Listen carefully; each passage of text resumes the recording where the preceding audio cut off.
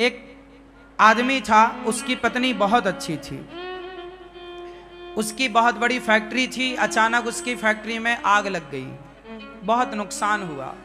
मतलब ये समझो कि वो बर्बाद हो गया। अब सब कुछ खत्म था, घर भी रहने को नहीं था, जो था वो भी गिरवी था। जब फैक्ट्री में आग लगी, सब बर्बाद हुआ, बैंकों की किस्त जा ना पाई, तो बैंक ने उस घर को भी कब्जा कर लिया, ले लिया। दोनों पति पत्नी किराए के घर में आ गए। अच्छा खासा जीवन था, बड़ी लग्जरी जिंदगी थी, पर समय बदलते देर कहां लगती है।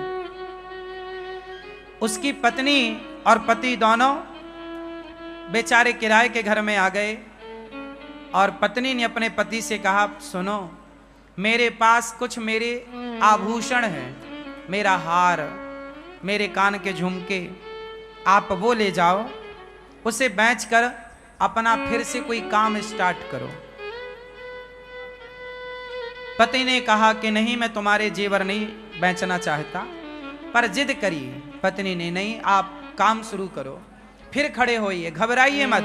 उसकी पत्नी ने उसे मोटिवेट किया, बहुत अच्छा एक पत्नी धर्म निभाया। देखो पत्नियां कितना अच्छा काम कर सकती हैं, अपने पति को मोटिवेट कर सकती हैं, अपने पति को गलत राह से लाकर के सही राह में चला सकती हैं, यदि पत्नी समझदार है तो। एक पत्नी से अच्छा मित्र नहीं हो सकता, याद रखिएगा। पत्नी सबसे अच्छी क्या होती है? पति की मित्र होती है, दोस्त। यदि आपका शुभ चिंतक कोई है तो आपकी पत्नी है। उस पत्नी ने, बेचारी ने अपने सारे आभूषण पति को दिए, जबकि पत्नियां अपने आभूषणों को बहुत प्यार करती हैं, वो अपने पति को भी हाथ नहीं लगाने देती आभूषणों में। लेकिन उस स्त्री ने अपने सारे आभूषण बेच दिए और पति को पैसा दिया कि ये लो आप पैसा, आप अपना काम स्टार्ट करो। उसके पति ने फिर जो फैक्ट्री में नुकसान हुआ, अब उसे फिर छोटे रूप से शुरू किया। अनुभव तो था ही काम का, छोटे रूप से स्टार्ट किया। करते करते करते वो बहुत बड़ा उद्योगपति हो गया।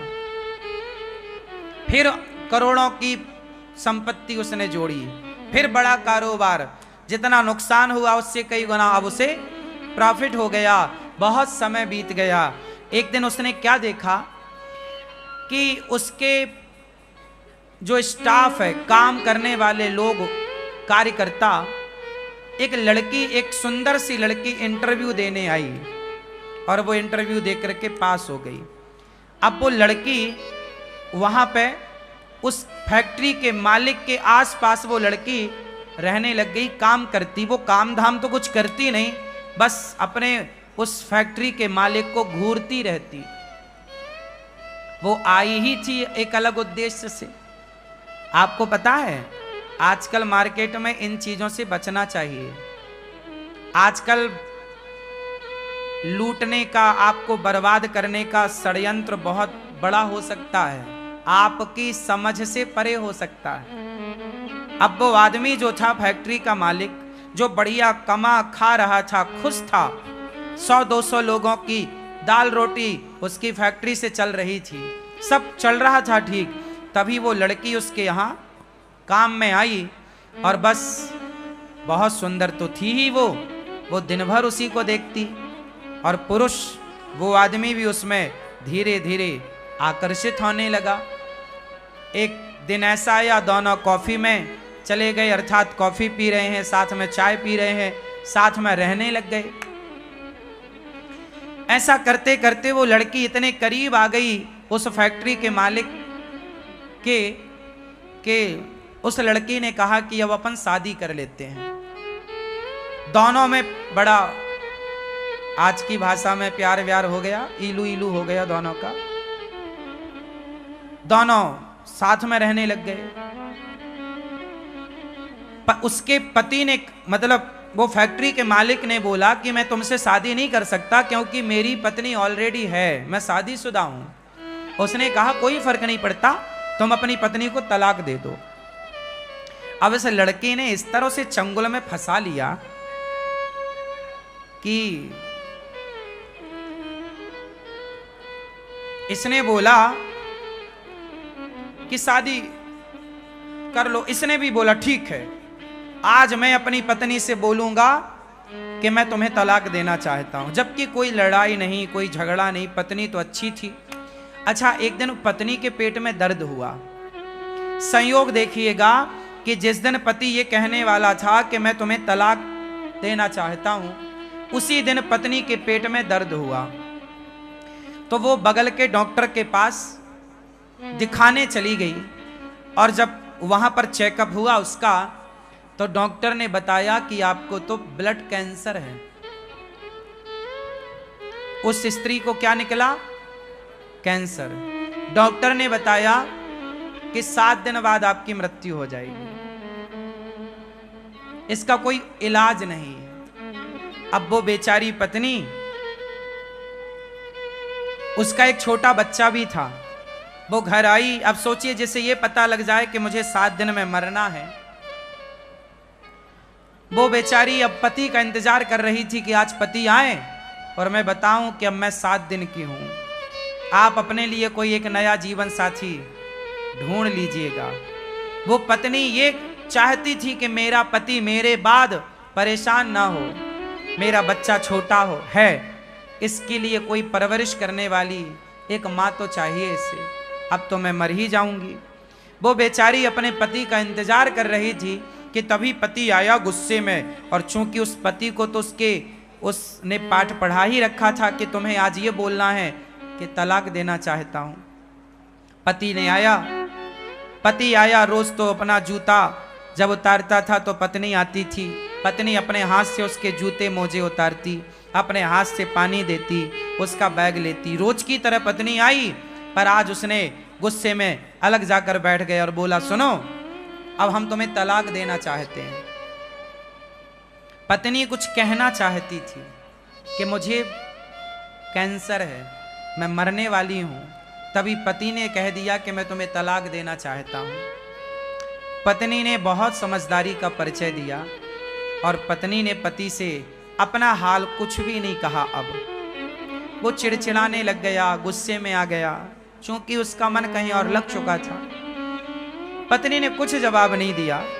पत्नी ने कहा, अच्छा ठीक है, आप मेरे से तलाक लेना चाहते हैं? हाँ, मैं 7 दिन बाद आपको तलाक दूंगी। मैं आपको 7 दिन बाद तलाक दूंगी, परंतु आप मुझे इन 7 दिनों में जैसे पहले प्रेम करते थे उसी प्यार से आप मुझे 7 दिन रखेंगे। 7 दिन बाद मैं आपको तलाक दूंगी। पति को लगा ये तो बहुत सस्ता है। उसे तो लगा ये कोई अपना हिस्सा मांगेगी, पैसा मांगेगी, प्रॉपर्टी मांगेगी, पर उसने तो कुछ भी नहीं। उसने कहा, मुझे कुछ नहीं चाहिए, केवल आप मुझे 7 दिन खूब प्यार कीजिए, रोज अपने पास बिठाइए, मेरे पास आकर बैठिए, मेरे साथ खाइए, नाश्ता मेरे संग कीजिए, भोजन मेरे साथ कीजिए, रात्रि को प्रेम पूर्वक हम दोनों पार्क में घूमेंगे और आप हमारे साथ रहेंगे। आप हमारे लिए वैसी ही बातें करेंगे 7 दिन जैसे शादी के बाद आप हमसे करते थे। पति को लगा, अच्छा पति को नहीं पता था कि ये केवल 7 दिनों की है, लेकिन अब पत्नी को पता था कि अब चलो मैं तो 7 दिन की हूं, पर इन्हें तलाक देना है, कोई बात नहीं। अब सोचिए उस स्त्री का दिल कितना बड़ा रहा होगा। कोई और होती तो भड़क जाती, पर उस स्त्री ने कोई जवाब नहीं दिया। एक दिन बीता, उसके पति ने भी खूब प्यार दिया उसे, बनावटी प्यार था अब तो, पर किया। रोज उसके साथ अच्छे से खाता पीता, चलता फिरता, टहलता, हंसता, सब बढ़िया। 7 दिन, 1 दिन, 2 दिन, 3, 4, 5, 6, आज 7वां दिन था, आखिरी। आज पत्नी ने अपने पति की आरती उतारी, उसके माथे पर तिलक किया और आज उसे उसके काम के लिए भेजा जहां वो फैक्ट्री रोज जाता था। और जब उसका पति आज घर से गया ना, तो उसके मन में विचार आया कि मेरी पत्नी देखो मेरे से कितना प्यार करती है। मैंने कहा कि मुझे तलाक चाहिए, तो उसने मेरे खातिर कि यदि मैं खुश हूं तो मेरी खुशी के लिए वो तलाक भी देने को तैयार हो गई। अब बताइए इससे बड़ा प्रेम क्या होगा। यदि पति तलाक चाहता है तो पति की प्रसन्नता के लिए वो तलाक देने को तैयार है। वो मेरे लिए, मैंने तलाक का बोला फिर भी वो मेरे से प्यार करती है। और ये जो लड़की मुझे मिली है ये तो मेरी दौलत की भूखी है। मेरी पत्नी ने तो अपने जेवर बेचकर मेरा ये कारोबार खड़ा किया। मेरी पत्नी मेरे सुख में मेरे दुख में सदा रही है। आज मेरी पत्नी ने कितना साथ दिया आज तक, और मैं किसी एक लड़की एक स्त्री के चक्कर में आकर एक सुंदर पत्नी का, एक पतिव्रता नारी का मैं त्याग कर रहा हूं। लो भैया, अचानक भगवत कृपा देखो, उस आदमी का हृदय परिवर्तन हो गया बिना कुछ के। याद रखिएगा, ईश्वर न्याय करते हैं, ईश्वर न्याय करते हैं। उसका हृदय बदल गया और वो आज सारा काम छोड़कर ऑफिस का दिन को ही भागा घर की ओर के मैं अपनी पत्नी से माफी मांगूंगा, सॉरी बोलूंगा कि मैं तो जो तलाक का बोला मैं मजाक कर रहा था। उस लड़की को उसने अपने दफ्तर से हटाया, काम से निकाला। उसके चक्कर में उसने कहा कि मेरी पत्नी के गालों में झुर्रियां पड़ गई हैं। ये लड़की जो मुझे मिली है ये बड़ी सुंदर है। मैं इस सुंदरता के कारण इस पे मर रहा था, जबकि मेरी पत्नी ने मेरा कितना साथ दिया। संसार की चमक दमक सुंदरता पे नहीं लट्टू होना चाहिए।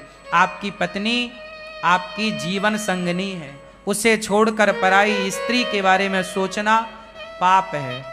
चमड़ी का मोह, चमड़ी से इतना प्यार ना करना, चमड़ी के इतने गुलाम ना हो जाना कि आप उस चमड़ी के चक्कर में सारे गलत काम करने लग जाओ। वो आदमी फैक्ट्री का मालिक दौड़ा दौड़ा घर गया। जैसे ही घर पहुंचा तो दरवाजा खोले थे। घर के अंदर प्रवेश किया, आवाज लगाया उसने अपनी पत्नी को, पर पत्नी ने कहीं से कोई रिस्पॉन्स नहीं दिया, कोई आवाज नहीं आई लौटकर। वो सोचा रसोई में होगी, रसोई में पत्नी नहीं, यहां होगी वहां होगी, सारी जगह देखा, उसकी पत्नी थी ही नहीं। तब वो अपनी पत्नी के कमरे में गया ऊपर, और जब कमरे में जाकर देखा तो उसकी पत्नी बिस्तर पर पड़ी हुई थी और बगल में एक कागज था। वो कागज में कुछ लिखा था।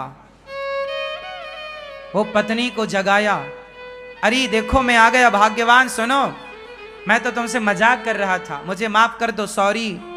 वो बहुत बोलता जा रहा, पर पत्नी तो सुनने को तैयार नहीं, वो तो बिस्तर में पड़ी। वो पड़ी क्या थी? वो मर चुकी थी, लेकिन मरने के पहले उसने एक पत्र लिखा था अपने पति के लिए। अब उस कागज में क्या लिखा?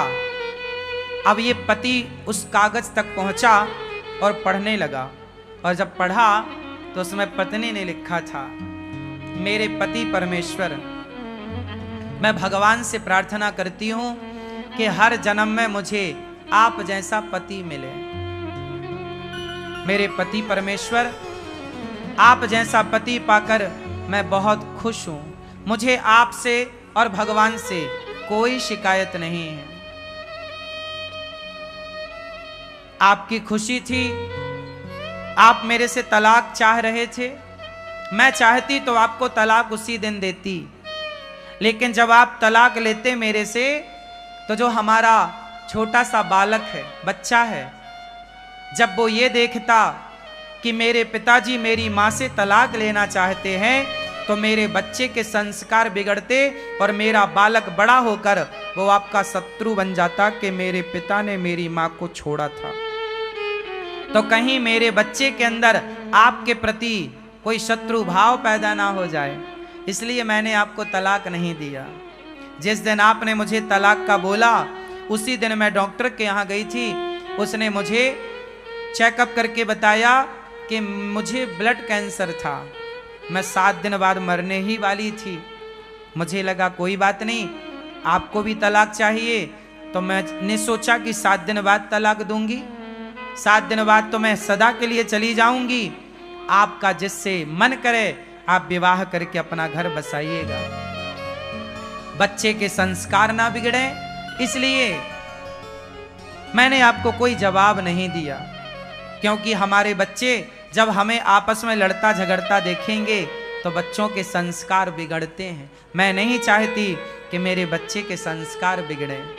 बस अब मैं कैंसर की मरीज थी, 7 दिन पूरे हो गए, मैं जा रही हूं, अब आप अपना घर बसाइएगा, आप खुश रहिएगा, ऐसा लिखकर वो बेचारी सदा सदा के लिए चली गई। अब इसका पति ये पत्र पढ़ करके जो रोना शुरू किया, हे भगवान मेरे से कितनी बड़ी गलती हो गई, मेरी पत्नी मरने की स्थिति में थी और मैं उसका साथ ना दे सका। अच्छा इलाज कराता, अच्छे जगह दिखाता, शायद मेरी पत्नी बच जाती, कोई बढ़िया डॉक्टर को मैं चुनता, शायद बच जाती। लेकिन वो पराई स्त्री के चक्कर में फंसकर अपनी एक सुंदर पतिव्रता नारी को अंत में बड़ा दुख दिया। अब कोई पत्नी को यह पता चले कि मेरा पति मुझे तलाक देना चाहता है, और वो भी अंत समय में, उस पत्नी को खुशी तो हो ही ना होगी। वो बेचारी चल बसी। कहा था उसने बच्चे को आप अच्छे संस्कार दीजिएगा। वो आदमी रोया और सारी जिंदगी के लिए मन में एक प्रश्न खड़ा हो गया कि मैंने ऐसा क्यों किया। उसने अपने आप को कभी माफ नहीं किया। फिर उस आदमी ने विवाह नहीं किया, बच्चे को पढ़ा लिखा कर योग्य बनाया। ये कहानी नहीं है, एक सत्य घटना है, एक सत्य लेख है। वो मैंने कहीं पढ़ा तो मैंने आपको सुनाया। आपकी पत्नी के साथ कभी ऐसा ना हो, आपके साथ कभी ऐसा ना हो। संसार की चमक दमक देखकर अपने परिवार को ना छोड़ना। संसार बहुत अच्छा है, लेकिन आपका परिवार संसार से बहुत अच्छा है। आपका परिवार ही आपका संसार है। आपका परिवार ही आपका संसार है। संसार कितना भी अच्छा हो, आपके परिवार से अच्छा नहीं हो सकता। अरे आपका परिवार है तो संसार है, परिवार नहीं तो संसार नहीं। संसार भी तब अच्छा लगता है जब परिवार अच्छा हो। परिवार अच्छा ना हो तो संसार अच्छा नहीं लगता। तो मैं मानता हूं कि परिवार ही एक संसार है। हाँ या ना? तो पहले अपना परिवार देखिएगा, परिवार की खुशी देखिएगा। पत्नी गोरी हो काली हो, बुढ़ापे में झुर्रियां पड़ी हो या चमड़ी ढीली पड़ी हो, कैसी भी हो, परंतु आपको अपने मन को अब काबू में करके अपनी पत्नी के साथ खुश रहना चाहिए। जिंदगी ढोना नहीं चाहिए। देखो, जिंदगी को बोझ ना बना लो, चलो अब तो तुम्हारे संग रहना ही पड़ेगा ना, ऐसा नहीं। खुशी खुशी रहो, प्रसन्न चित्त से रहो, हंसते हुए रहो, मुस्कुराते हुए रहो। जिंदगी बोझा ना बने, प्यार से। और ये तब होगा जब आप रिश्तों की कीमत समझेंगे। एक बात बताएं, आज एक सच्ची बात बताएं, आजकल ना लोग रिश्तों की कीमत नहीं समझते। यदि रिश्तों की कीमत समझते लोग तो बात बात में पत्नियां या पति तलाक ना देते या लेते, तलाक ना होता ना। आज हमारे देश में 40-50% तलाक हो रहे हैं। शादी होती हैं, तलाक हो जाता है। क्यों? क्योंकि आज रिश्तों की कोई अहमियत नहीं बची, रिश्तों में समर्पण नहीं रहा। आज तो केवल चमड़ी की भूख है साहब। आजकल पत्नियां भी लोग क्यों चाहते हैं? केवल चमड़ी की भूख मिटाने के लिए। शादियां भी आजकल केवल वासनाओं के लिए हो रही हैं। विवाह का असली उद्देश्य लोग भूल चुके हैं। रिश्ते क्या होते हैं? रिश्तों की कीमत क्या? मां की अहमियत क्या है? पिता की अहमियत क्या है? पिता होना क्यों आवश्यक है? पति होना क्यों जरूरी है? पत्नी की क्या अहमियत है? रिश्तों में एक दूसरे का सम्मान करना होता है, एक दूसरे को रिस्पेक्ट देना होता है, एक दूसरे का आदर करना होता है, एक दूसरे को नीचा दिखाना नहीं होता। हम अपनी पत्नी का सम्मान करते हैं तो पत्नी भी हमारा सम्मान करती है। हम अपनी पत्नी पर विश्वास करते हैं तो पत्नी भी हम पर विश्वास करती है। हम अपनी पत्नी को अच्छे से बात करते हैं तो वो भी हमसे अच्छे से बात करती है। हम अपनी पत्नी से कुछ चाहते नहीं हैं तो वो भी हमसे कुछ नहीं चाहती। रिश्तों में चाह ना हो, हमें आपसे कुछ चाहिए, आपको हमसे कुछ चाहिए, तो ये तो व्यापार हो गया। और रिश्तों में व्यापार थोड़ी चलता है, प्यार हो, क्या हो, एक दूसरे का ख्याल हो। हम आपका ख्याल रखें, आप हमारा ख्याल रखें। सोचिए, रिश्ते इतने महत्वपूर्ण हैं कि भगवान भी आते हैं संसार में तो रिश्तों में रहते हैं। हाँ या ना? भगवान राम आए, भगवान कृष्ण आए तो वो भी रिश्तों में रहे। हाँ या ना? राम की 3 माँ हैं। 3 माँ में एक सौतेली माँ ने बोला कि राम तुम वनवास जाओ, मेरा बेटा राजा बनेगा। तो राम अपने रिश्तों को इस तरह निभाते हैं कि माँ भले सौतेली माँ हो पर है तो माँ, उस सौतेली का भी आदर किया और माँ के कहने से वनवास चल पड़े। कौन बेटा जाएगा सौतेली माँ के कहने से वनवास? ये रिश्तों का सम्मान ही तो किया राम ने। माँ की बात तो मानी।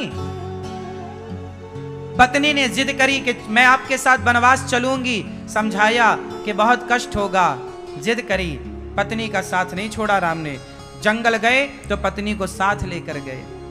पत्नी आपकी जिम्मेदारी है, याद रखिए। जितने पुरुष बैठे हैं ध्यान से सुने, आपकी पत्नी आपकी जिम्मेदारी है। आपकी पत्नी आपके पिता और आपकी माँ की जिम्मेदारी नहीं है, आपकी जिम्मेदारी है। जहां आप रहिए वहां अपनी पत्नी को रखिए और जहां माँ रहे वहां आप रहिए, जहां पिता रहे वहां आप रहिए।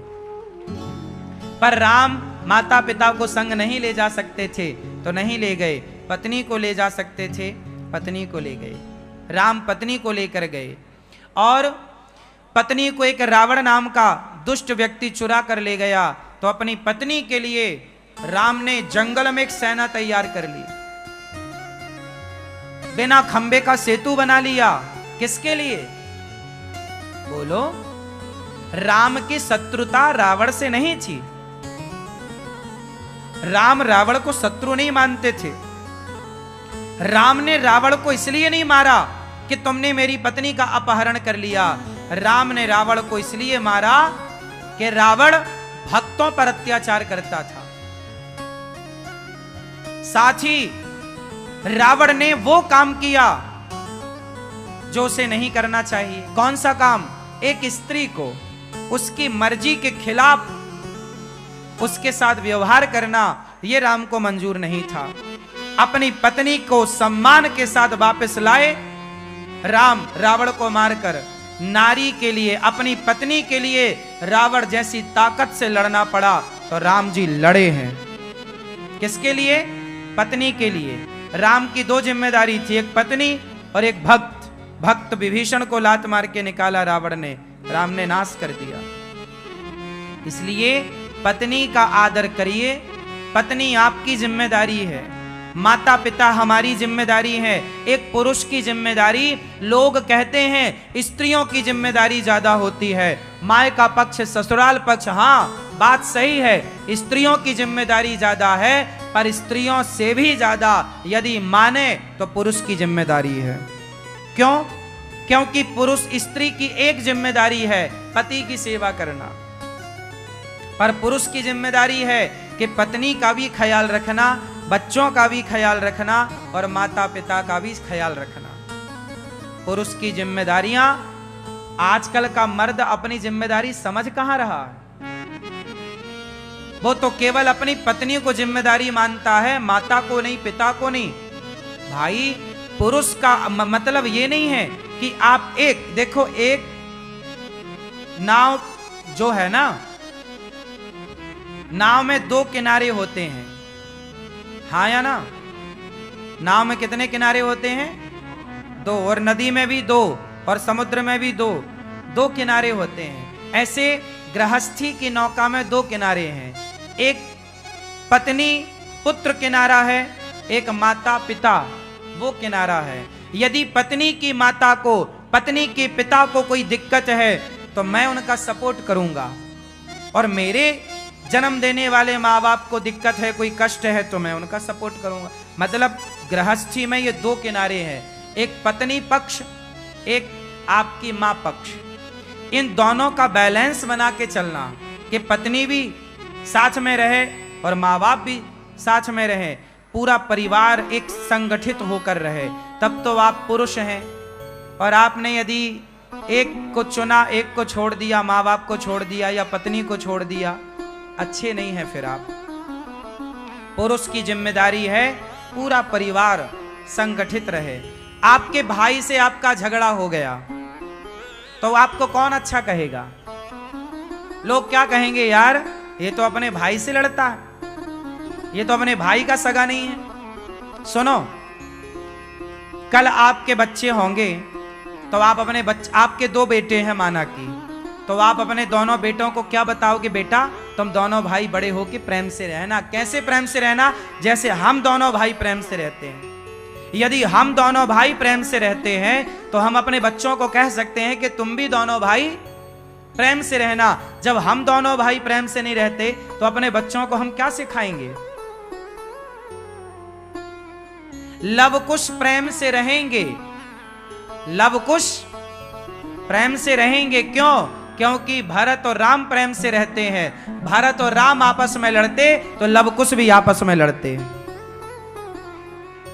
माँ बाप से बच्चे सीखते हैं। और मैं आपसे एक बात कहूं, आप अपने बच्चों को किसी और का उदाहरण ना दिया करो, आप खुद ऐसा जीवन जियो कि आप अपना उदाहरण बच्चों को दो कि बेटा जीवन ऐसे जिया जाता है, जीवन को जी करके बताओ। बात समझ में आ रही है? हाँ या ना? तो कैसे जियोगे जीवन? घर में बंटवारा कर लो अपने भाई से, भाई का बंटवारा हो जाए, बात सही है। चूल्हा चक्की अलग है, बात सही है। पर देखो, अलग होना अलग विषय है, लेकिन अलग होके झगड़ा करके अलग होना और अलग होके झगड़े में रहना नहीं। अलग रहो, कमाओ अलग, खाओ अलग, लेकिन सुख दुख में एक दूसरे के साथ कंधे से कंधा मिलाकर खड़े रहो। यही परिवार है और यही